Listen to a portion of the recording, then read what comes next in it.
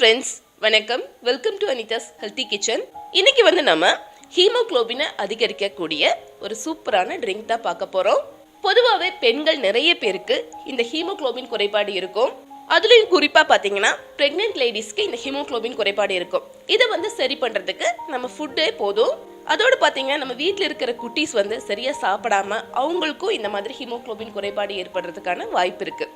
இன்னைக்கு நம்ம பார்க்க போகிற இந்த ட்ரிங்க் அதை சரி பண்ணுறதுக்கு தான். இந்த ட்ரிங்கை நான் சம்மருக்கு ஏற்ற மாதிரி ஒரு மில்க் ஷேக் மாதிரி ப்ரிப்பேர் பண்ண போகிறேன். நீங்கள் ஒரு தடவை செஞ்சீங்கன்னா மறுபடியும் கட்டாயம் செய்வீங்க. ஏன்னா அந்த அளவுக்கு டேஸ்டியான ஹெல்த்தியான ஒரு ட்ரிங்க் இது.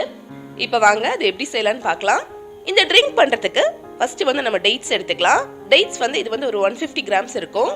இதை உள்ளே இருக்கிற சீடெல்லாம் எடுத்துட்டு நான் எடுத்து வச்சிருக்கேன். நல்ல ஃப்ரெஷ்ஷான சாஃப்டான டேட்ஸாக வாங்கிக்கோங்க. அதுதான் இந்த ட்ரிங்க்குக்கு ரொம்ப நல்லா இருக்கும். இப்போ இதை நம்ம ஒரு ஜார்ல சேர்த்துக்கலாம். அடுத்து பார்த்தீங்கன்னா சுகர் உங்க ஆப்ஷனல். இது தேவைன்னா சேர்த்துக்கலாம், இல்லைன்னா அவாய்ட் பண்ணிக்கலாம். ஏன்னா நம்ம டேட்ஸ் சேர்க்கறதுனால அதுல இருந்தே ஓரளவுக்கு உங்களுக்கு இனிப்பு கிடைக்கும். நான் இப்போ ஒரு 2 டேபிள் ஸ்பூன் சுகர் மட்டும் சேர்த்து கொடுக்குறேன். அடுத்து நமக்கு தேவைப்படுற முக்கியமான பொருள் பால். நான் காய்ச்சன பாலை ஃப்ரீசர்ல வச்சு எடுத்துட்டு வந்திருக்கேன். நீங்க இதுக்கு பதிலாக ரூம் டெம்பரேச்சர்ல இருக்கிற பால் கூட எடுத்துக்கலாம். இந்த ட்ரிங்க் பண்றதுக்கு நமக்கு 1/2 லிட்டர் பால் தேவைப்படும். இதுல இருந்து கொஞ்சமா நம்ம இப்ப சேர்த்துக்கலாம். இப்போ நம்ம ஒரு பிளெண்டரால இதை பிளெண்ட் பண்ணலாம். பிளெண்டருக்கு பதிலாக நீங்க மிக்சியை பயன்படுத்திக்கலாம். அது ரொம்பவே ஈஸியா இருக்கு. இதை விட பால், பேரிச்சம்பழம், சர்க்கரை இதெல்லாம் சேர்த்து ஓரளவுக்கு நல்லா பிளெண்ட் பண்ணதுக்கு அப்புறமா நம்ம மீதம் இருக்கிற அந்த பாலையும் சேர்த்து கொடுக்கலாம்.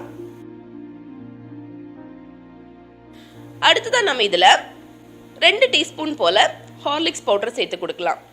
இது ஒரு ஃப்ளேவருக்காக தான் சேர்க்கிறோம் நம்ம. இப்போ மறுபடியும் ஒரு 5 செகண்ட் நம்ம பிளெண்ட் பண்ணலாம். இப்போ நம்ம கடைசியா சேர்க்க போறது உலர்ந்த திராட்சை. இந்த உலர்ந்த திராட்சையும் பாத்தீங்கன்னா நிறைய நார்ச்சத்துக்கள் இருக்கு. இந்த உலர்ந்த திராட்சை ஒரு பவுல்ல போட்டுட்டு கொஞ்சமா தண்ணி சேர்த்து கொஞ்சம் உப்பும் போட்டு வச்சிருங்க. 5 to 10 மினிட்ஸ்க்கு அப்புறமா இதை நல்லா ஒரு 3-4 தடவை நல்லா கழுவி சுத்தம் பண்ணிட்டு நீங்க காய வச்சு எடுத்து வச்சுக்கோங்க. நம்ம இது எதுக்காக இந்த மாதிரி கழுவணும்னா, இந்த உலர்ந்த திராட்சையில சில நேரம் மருந்து ஏதாவது இருக்கலாம். அதை ரிமூவ் பண்றதுக்காக தான் நம்ம இந்த மாதிரி கழுவி சுத்தம் பண்றோம். இப்போ நான் நல்லா கழுவி சுத்தம் பண்ண இந்த உலர்ந்த திராட்சையை இதோட சேர்த்துக்கிறேன். இது 2 டேபிள் ஸ்பூன் எடுத்திருக்கேன். இப்போ திராட்சை சேர்த்ததுக்கு அப்புறமா நம்ம ரொம்ப நேரம் அடிக்க வேண்டாம். ஒரு 5 செகண்ட். இந்த திராட்சை ரொம்ப அரையக்கூடாது. ஃப்ரெஷ்ஷானா போதும் உங்களுக்கு.